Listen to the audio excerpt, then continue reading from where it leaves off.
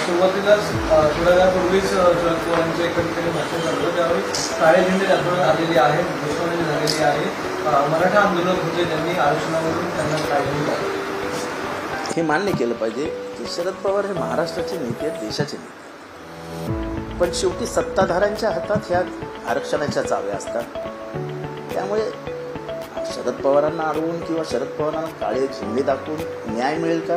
तर नाही. शरद पवार हे जाऊन बैठकीत बसून योग्य ते विचारला तर सल्ला देऊ शकतात, त्याच्यापेक्षा काहीच करू शकत नाही. आणि काळे झेंडे दाखवणं वगैरे हे लोकशाहीत चालतच राहणार. त्याला विरोध करणं हा लोकशाहीच्या अधिकारांना विरोध करणं आहे. Agitation is a part of democracy.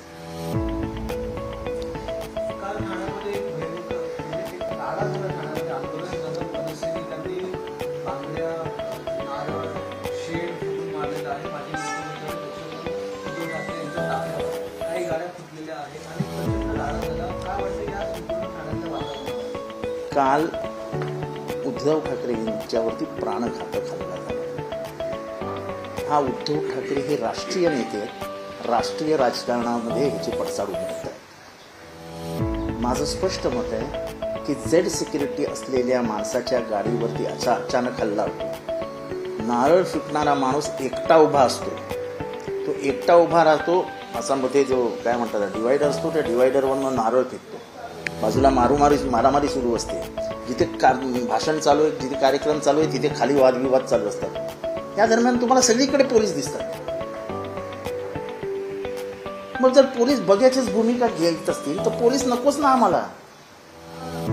आम्ही आमचं बघून घेऊ ना. हा मी स्पष्टपणाने सांगतो, मराठी माणसाचा हृदयाला मध्ये कालवा होईल की हा उद्धव ठाकरेंवर प्राणघातक हल्ला होता. कारण काही द्या.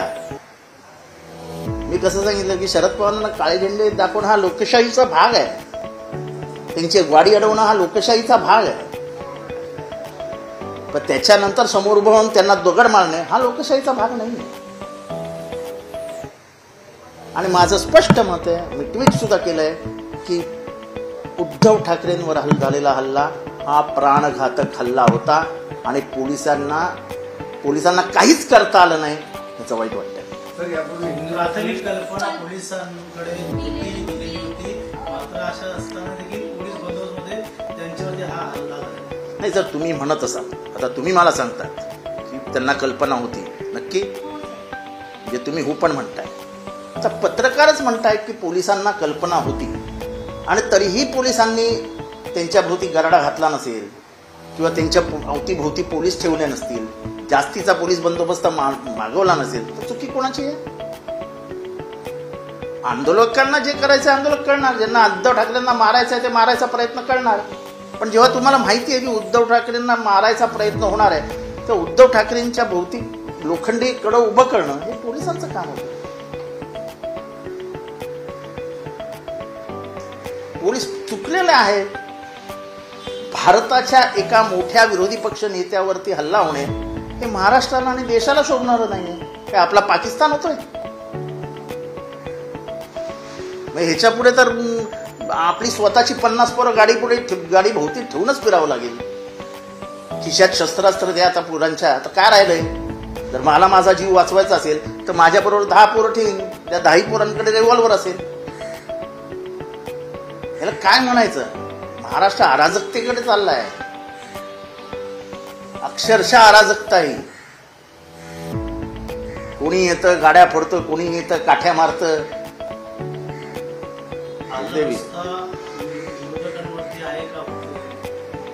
हा हल्ला उद्धव ठाकरेंवर आहेच, पण हा हल्ला विरोधी पक्ष असे घाबरतील आणि मागे जातील याचाही प्रयत्न आहे. पण ह्यांना माहित नाही ते सन्माननीय बाळ ठाकरेंचे चिरंजीव आणि त्यांच्याबद्दल एक मराठी माणसाच्या मनामध्ये आपुलकीची भावना आहे. मतदान होतं नाही होतं ही गोष्ट वेगळी, पण प्रत्येक मराठी माणसाला वाईट वाटेल की उद्धव ठाकरेंना मारण्याचा प्रयत्न झाला. ही मराठी मनाला इजा पोचवणारी गोष्ट आहे, इजा पोचवणारी गोष्ट आहे. मराठी माणसाने ठाकरे कुटुंबियांवर प्रेम केले. आज हे जेव्हा मराठी माणसाला कळतंय ना की त्यांना मारण्याचा प्रयत्न झाला, त्यांचं जेव्हा ऑपरेशन झालं, जेव्हा ते वर्षावरनं बाहेर पडले, जेव्हा त्यांचं सरकार कोसळलं, तेव्हा टी व्हीवर बघताना बायका ढसा रडल्या. इतका आपलेपणा आहे उद्धव ठाकरे. मी मतदानासाठी बोलत नाही आहे, मतदान हो नो हो, पण जे मराठी माणसाचं प्रेम आहे ना ते कुटुंबियांमध्ये, ते प्रेम कोणीच प्राप्त करू शकत नाही आणि कोणीतरी छेदूही शकत नाही. किंबहुना कालचा नारळ हा यांनी स्वतःच्या डोक्यावर फोडून घेतला. मराठी मन हेलावली का? एकीकडे हिंदू मुस्लिम दुसरीकडे मराठी मुस्लिम मराठा आंदोलन या ठिकाणी सुरू झालेलं आहे. त्यामुळे नक्कीच असं आहे की दंगल होणे सगळीकडे अस्वस्थता पसरवणे हे काय हे करताय मला कळत नाही. अस्वस्थता पसरवून काय मिळणार आहे तुम्हाला? मुंबईमध्ये रायट्स होणं हे तो कोणाला परवडण्यासारखं आहे का? इथला मुंबईतला माणूस 2 दिवस कमवला नाही तो उपाशी मरेल. सुनील तटकरेंनी सांगितले की बर्फाळ्याग्रस्त आहेत, त्यामुळे मानसिक संतुलन बिघडलंय नितीन राऊत यांच्यासाठी. त्यांच्याकडून डॉक्टर असतील तर तपासून जातो तपास.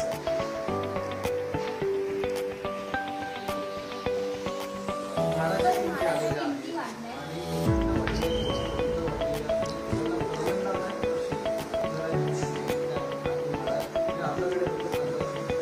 आणि म्हाडाच्या किमती एवढ्या वाढणं हे दुर्दैवी आहे.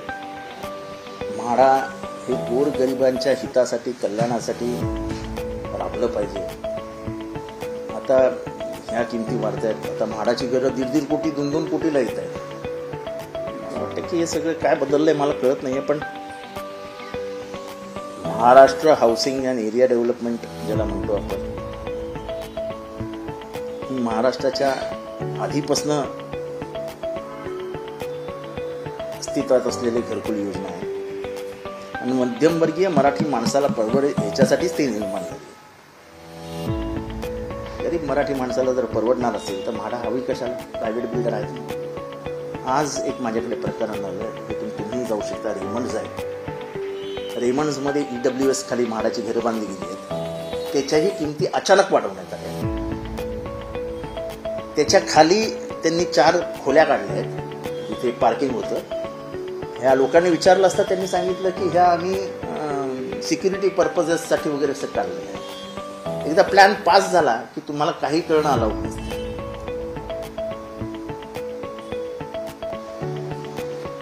तिथे पाणी नाही, अजून सिवरेजचं लाईन नाही, अजून काहीच केलं नसताना ते सांगतात की तुम्ही ऑक्युपेशन घ्या आणि सह्या करा. त्या लोकांनी नाकार दिल्यावरती त्यांच्यावर दादागिरी करतात. तुम्ही जाऊन बघून घ्या, इथे रेमंड्स इथेच. काय नवीन पद्धत झाली? बिल्डर लोकांना एवढी ताकद कशी काय येते? एवढी हिंमत बिल्डर लोकांची कशी काय येते की मराठी माणसाला डायरेक्ट सांगायचे हा घ्यायचं ते घेणे तर फट. सगळी गरीब मराठी माणसं आज सकाळपासून इथे होती.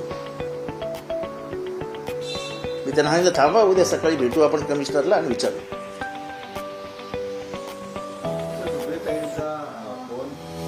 सुप्रियाताईंचा हॅक झालाय, अजून एक 2-3 जणांचे हॅक झालेत.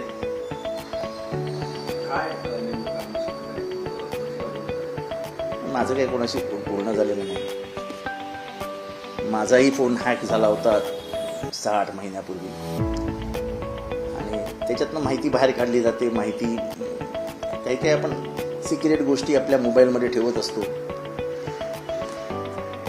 ह्याच्या पुढे मोबाईल वापरायचा तर तो नोकियाचा 90 असतो ना, तोच वापरावा लागेल. म्हणजे पुढे गेलेली टेक्नॉलॉजी धोकादायक असते हे आता समजायला लागलंय.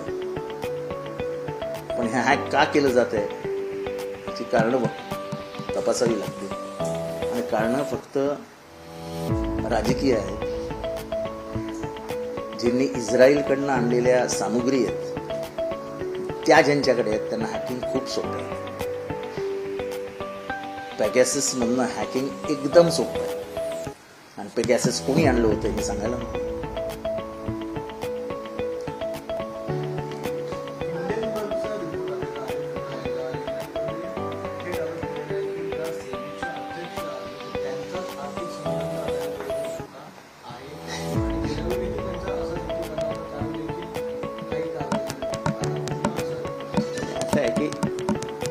विभागाचा रिपोर्ट आला आणि त्याच्यामध्ये आलं आहे की सेबीचे जे अध्यक्ष आहेत त्यांच्या पत्नीचे इन्व्हॉल्वमेंट सापडते आणि सेबीच रिपोर्ट देणार आणि सेबीने क्लिअर रिपोर्ट दिला. आता कुंपणच शेती खात असेल तर तुम्ही काय करू शकता आणि त्यांना सगळीकडनं संरक्षण असेल तर कोण काय करू शकतं. तुम्ही बोललात तर गोळ्या खायला तयार राहा. आपला पाकिस्तान होत चाललाय. जसं इम्रान खानवर गोळ्या मारल्या गेल्या, बेनिझीर भुत्तोला रस्त्यावर मारली गेली, तिच्या भावावरती गोळीबार झाला. भारत त्या परिस्थितीकडे चालला हळूहळू. मी जे नेहमी सांगतो की त्यांना भारताचा पाकिस्तान करायचा आहे तो हा असा.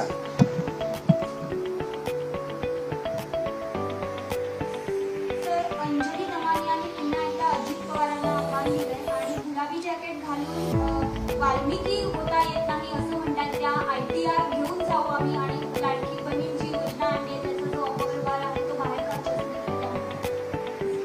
त्या बोलतात तर त्या पुरावा देखील. मला त्याच्याबद्दल काय माहिती नाही कसं बोलतो. नवीन घडामोडी पाहण्यासाठी आजच आम्ही मुंबईकर 24 तासला लाईक करा, सबस्क्राईब करा आणि अपडेट रहा.